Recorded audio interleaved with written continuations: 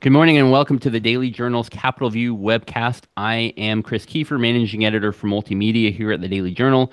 We are joined each week by Daily Journal Capitol Bureau Chief Bobby Harrison. Sometimes Monday, sometimes Tuesday. Here we are on Tuesday morning. It all depends on what's going on in the legislature. And Bobby, yesterday turned out to be a little bit busier day than we were anticipating at first, huh?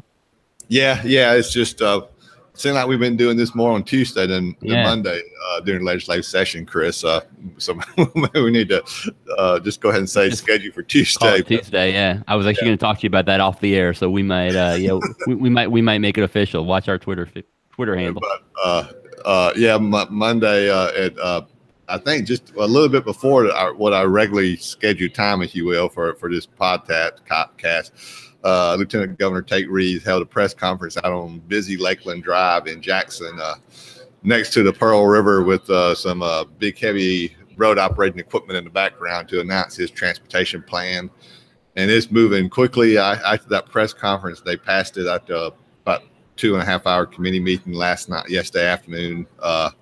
And now they're actually taking up on the floor of the Senate, even as we speak. I can hear in the background Senate Finance Chair Joey Fillingane explaining the plan again. I don't feel too bad about missing this early part of the conversation, because this would be the third time I heard it explained. So,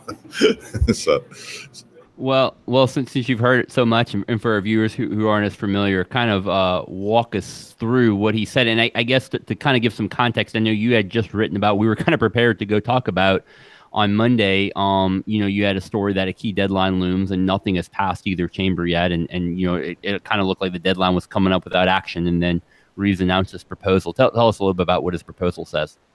Yeah, Wednesday is the deadline to pass revenue bill, which, revenue bill would be the way a revenue bill out of one of the two chambers. And that, revenue bill would be needed to fund any proposal, of course. And, the House has passed some, and the Senate too have passed some smaller proposals sort of dealing with local infrastructure needs, but there hadn't been a major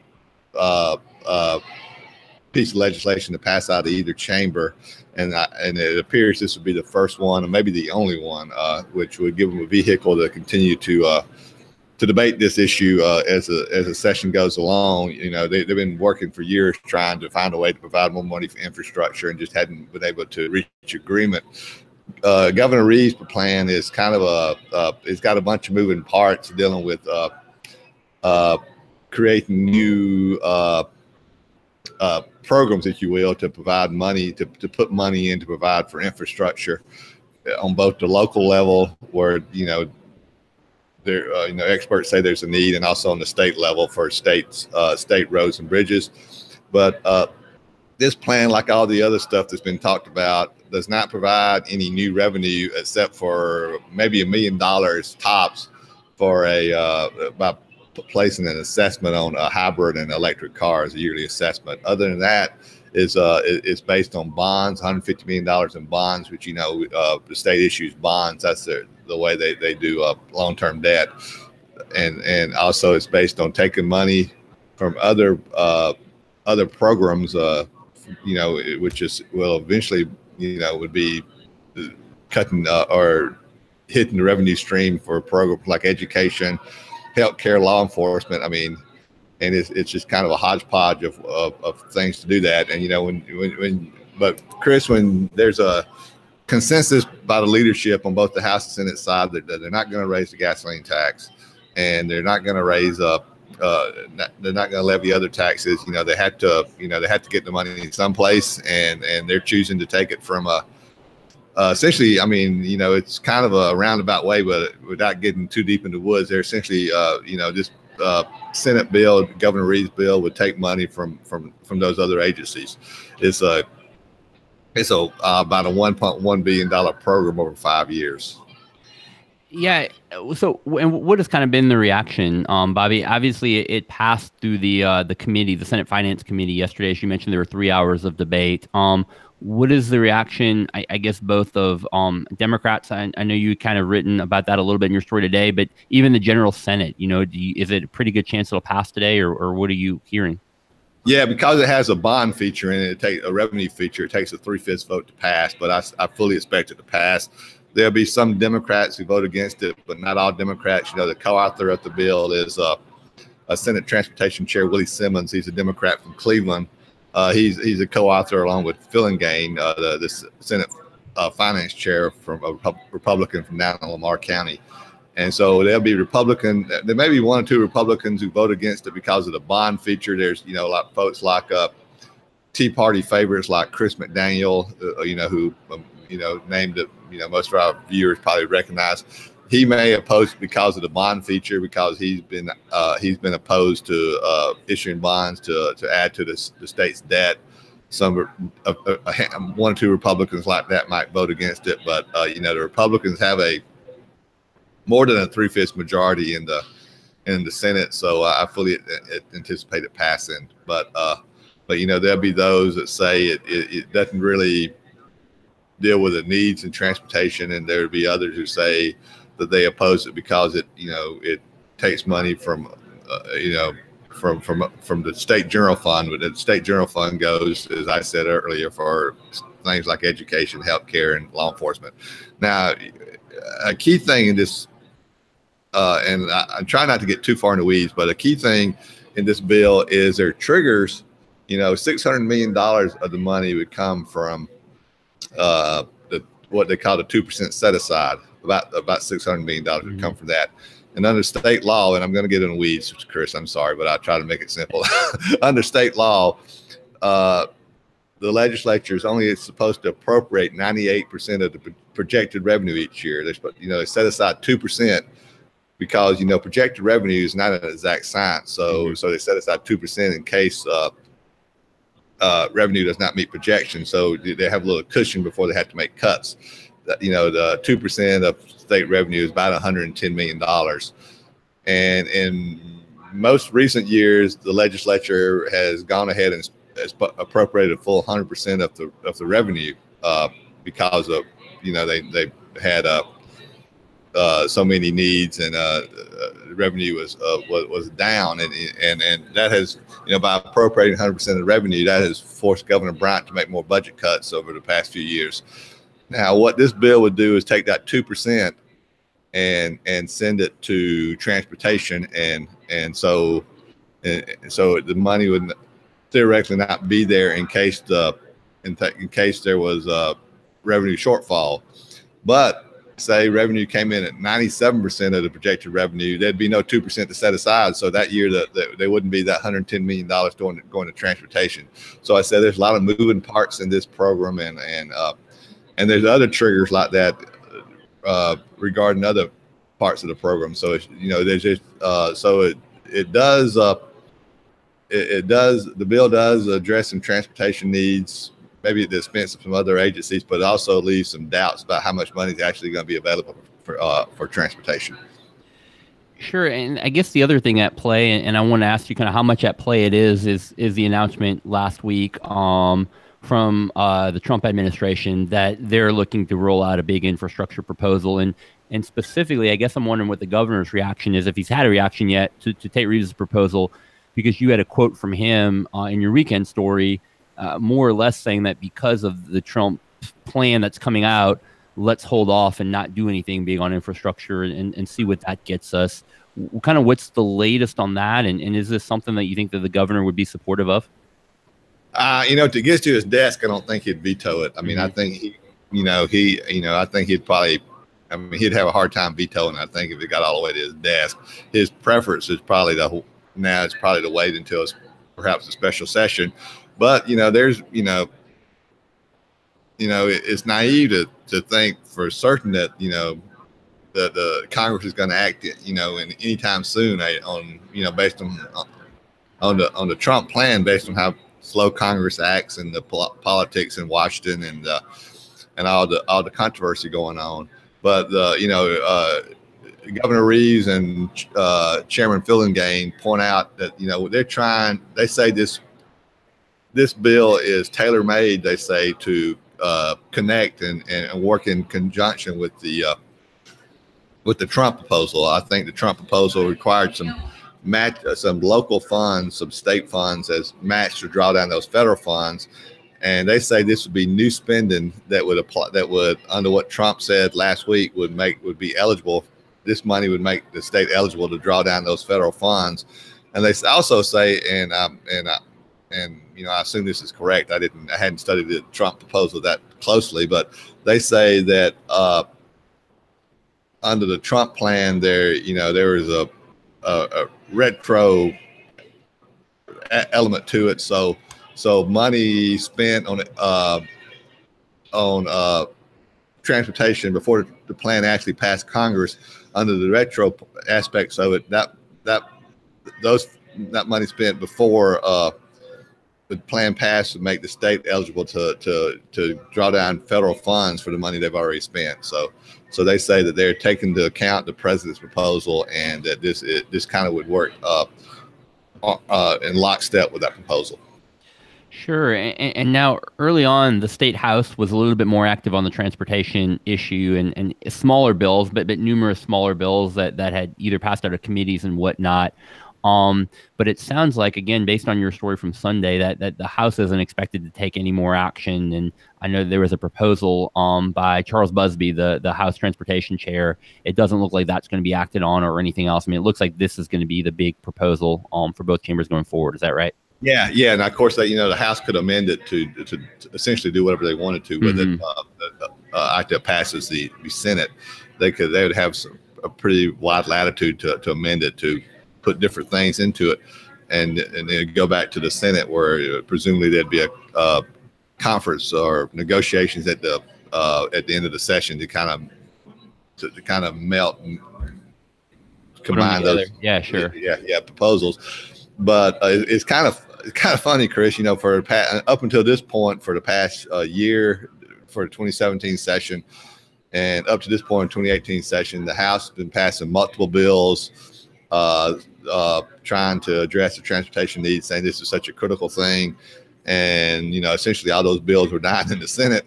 And then they got to the point last week after the Trump plan came out, and the House said, well, maybe we should just wait to see what happens with the president's proposal. And all of a sudden, after they were going to wait, this Governor Reeves, who's been killing all their proposals, comes out with his own proposal. So that's kind of the legislative process. You never know what's going to happen next. How the sausage is made. Yeah. Bobby, there was another proposal. Okay, it's a couple other proposals in the Senate or just that were talked about. One being the cigarette tax, and I don't remember if that's the House or the Senate. But the other being Senator Dean Kirby had a proposal that would have allowed people to vote to raise the gas tax. With this going forward, does that kind of effectively end those efforts? Yeah, I mean, Kirby's proposal will officially die Wednesday on that deadline when it's not taken up in committee. But yeah, his proposal's dead. But the one tax increase, if you will, the Governor Bryant said that Governor Reeves, Lieutenant Governor Reeves, said, when he announced the proposal, he said there wasn't any tax increases in it. But there, I don't know about you, Chris, but I view, and it's not a big tax, but I view the assessment on electric and hybrid vehicles, $150 per year on an electric vehicle, and $75 per year on a hybrid vehicle that you would pay when you go to renew your car tag. I view those as they call them assessments, but I view that as a tax increase, a small one, and one that makes sense in a lot of ways. But I do view it as a tax increase. But getting past that was in the Kirby proposal. That was one of the his proposal was. He had a gasoline increase, several proposals to raise revenue to pay for the transportation needs, and he was going to, under his proposal, the people, if you will, through the election, I guess in 2018, would vote on whether to approve those tax increases, and the hybrid and electric vehicle assessments was part of that proposal. So they did take a small element of his proposal, incorporated into Governor Reeves' bill. And the other one being, we talked about this, I guess, off air a little bit before the show started, the cigarette tax. There's been some push to significantly raise it, and there have been some health advocates particularly that have kind of pushed for that. Maybe there wasn't a specific on how that money would be used. Some people talked about it being used for transportation, but regardless, your impression is that that's not likely to pass either, correct? No, there's bills in both the House and Senate that would have to be taken up passed off the floor by tomorrow for them to stay alive. And there's some talk that a bill might come out on increasing the cigarette tax, but as we talked about a little earlier, things change swiftly in the legislative process sometimes. But I just don't see a cigarette tax passing. Governor Reeves has been adamant against all tax increases, and so on the House side, I just don't think it would come up there either. Most of those proposals would direct any revenue from a cigarette tax increase to healthcare needs or smoking cessation, and not to transportation needs. Chris, to me, and I hadn't written about it lately, but the big, sort of the surprising story to me is, there's going to be a lottery proposal this year. It doesn't look like, I thought that lottery would be kind of their fallback position to raise money for transportation, but it doesn't appear there's going to be a lottery proposal this year. And I just thought that was ripe to happen this year, but I guess not. Yeah, sure. Like I know you've written a lot before that there seemed to be momentum on building in that direction. Bobby, excuse me, another proposal that came out of the House last week, and I guess an interesting one. A lot's been made of the brain drain in Mississippi, and trying to get young college graduates into the state, or that they were leaving the state for other jobs and whatnot. There was a proposal that came out of the House. I'm trying to remember, Representative Trey Lamar, Republican from Senatobia, that would allow some tax credits for some of those graduates. Tell us about that. Yeah, for if you had graduated from college, I think within the past year, a Mississippian graduating from Mississippi College, or even an out-of-state resident who attended college in Mississippi, or a Mississippian who attended college out of state and came back to Mississippi, and you came back and you were working, and if the college graduate was working in Mississippi, a recent college graduate working and owning a house, well, maybe just working in Mississippi, drawing a paycheck, under this proposal year, income tax would be, you'd be waived from having to pay income tax for 3 years.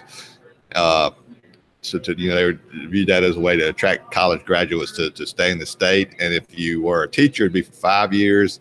And if you were a college graduate who employed people or bought property, I think it'd also be for 5 years. So this is passed the House, I believe, Chris. That happened last week, and we talked about brain drain, and before we were on the air, and I would say maybe my brain was leaving the state too, but going somewhere out in the hinterlands. But I believe it passed the House without a dissenting vote. Maybe there was 1 or 2, but I don't think there was. No, your story said I got it in front of me. No dissenting votes. Yeah. Now and Lamar argued that this didn't take money out of the general fund because these new college graduates were not paying taxes yet. But another way to look at it, Chris, is this is presumably some of those college graduates are going to stay in the state whether this bill becomes law or not, and go to work in the state and end up paying taxes without this bill. And it's kind of the way things work. There's new people coming in every day to pay taxes, and there's people retiring or dying or leaving the state, not paying taxes. So this kind of affects that natural cycle of sure. taxation, if you will. And it's just an example of another bill that pending in the legislature that would take money out of the general fund. And in a normal year, that might not be a big thing, but over the past 6 years or so, there's been more than 50 tax cuts. Some big ones, some small ones, like this would be, that's already taken about $350 million out of the general fund, and by the time they're all phased in the next 9 to 10 years, they're going to take over $700 million out of the general fund, and that that's a pretty big deal when you're talking about a general fund of around $5.5 billion. So, and that's part of the reason that, we've been dealing with all these cuts to agencies over the past few years is all the tax cuts that's been passed. So this would be another example of that. And maybe it's a good thing. Maybe it's something that in the long run would be good for the state. But that's the type of thing legislators have to weigh when they pass these tax cuts. Sure. By the way, I hear a lot of noise and applause behind you, so I don't want to keep you much longer, so you can get over that debate and see what's going on. But one more issue I want to ask you about quickly, or for you to bring people up on, was there was a bill, I guess, that was being debated, or it was through, I guess it was through an amendment last week that could end the exit exams that are currently given to they're currently required for high school students to pass to be able to graduate. Tell us about that a little bit, or just kind of tell us what happened. Well, I mean, it was just the education appropriations bill, that was taken up last week on the House floor. And and there was a amendment offered by Tom Miles, Democrat from Forest over in central Mississippi, that would just prohibit the State Board of Education from spending any money on to administer exit exams. So that would, I guess, effectively end the process. And Chris, you probably understand this better than I do, but over the past few years, the exit exams have been weakened anyway. That's right. Whereas you make a certain score on the ACT or have a certain GPA, I think, you don't have to do it. You don't have to pass the exit exam to graduate. But for background, there's 4 exit exams: English, Algebra 2, American History, and some type of science, biology. Biology, that's right. And there's been a lot of folks say that the exit exams aren't fair. That if you do the work and you do the school work through high school and you make the grades, you shouldn't have to have an exit exam to graduate from high school. And I kind of see both sides of it, but there has been a sort of a national move to do away with these exit exams. There's other states are doing the same thing. I think I saw where it's being considered in Alabama and or has been done in Alabama. States like California, I think even Connecticut, which I view as one of the top education states in the nation. I think maybe they've done away with exit exams, but so it's a national trend. I don't know if it's going to stay in the bill as it goes through the process, but right now it's in the House proposal. Sure, and as you wrote, the Department of Education has resisted past efforts to get rid of the exit exam. Yeah, but, yeah. And what people want is what a lot of these people want is to use the ACT, the college entrance exam, as the to replace the state administered exit exams. And I'm no expert on testing, but a lot of people say that what the ACT does would be totally different than what these exit exams do. And at least when I was in high school and took the ACT, there's no passing or failing grade on the ACT per se. That it's just so the state would have to, I guess, have some type of cutoff, to say what the passing and failing grade would be on the ACT. And thinking back when I took it, Chris, I would have needed that the math the cutoff on the math score to be real low. Yeah, sure. I hear more applause going on there, Bobby. Just tell us real quick before we go. Just this week, I know tomorrow is a big deadline, and that's probably the biggest thing. Just kind of what's on your radar right now, looking ahead over the next few days, Wednesday and after we get past this revenue and appropriation deadline on Wednesday, if you where they're taking up bills to raise taxes or to issue bonds or to pass budget bill appropriations bills. The next big deadline will be next week, I think, and we'll know. That'll be to get the bills that pass one chamber out of committee in the other chamber. And of course, the big one sitting out there is the House proposal to rewrite the Mississippi Adequate Education Program that provides the funds to local school districts. Ed Bill, the New Jersey consultants has been helping rewrite that proposal. They're in town today. They're going to meet with members of the Senate. The Senate Education Committee has to pass that out of committee, I think, by next Tuesday, I believe. So, we'll see action on that, I presume, pretty soon. And, there'll be a question about how close whether the Senate Education Committee amends the House bill or makes significant changes to it or passes it as it is. We'll just have to see. The talk I hear now is that they're going to amend it pretty significantly, which is, if they amend it and it passes the Senate, it had to go back to the House, and the House would have to accept those changes or, invite negotiations. So, that's going to be the big, that's going to be, from my mind's eye, the big issue as we go forward for the rest of the 2018 session. Sure. Well, you can follow all of Bobby's coverage of that in your daily journal and at djournal.com. That does it for another episode of Capitol View. And again, you can catch us each week, Monday or Tuesday, generally, live at djournal.com. We'll put out a tweet at djournal now on Twitter, kind of whenever we know our schedule for that week. And kind of as things settle down in the legislature, hopefully we'll be back on a normal schedule. But as always, we thank Bobby Harrison for joining us, and thank you for watching, and we will see you again next week.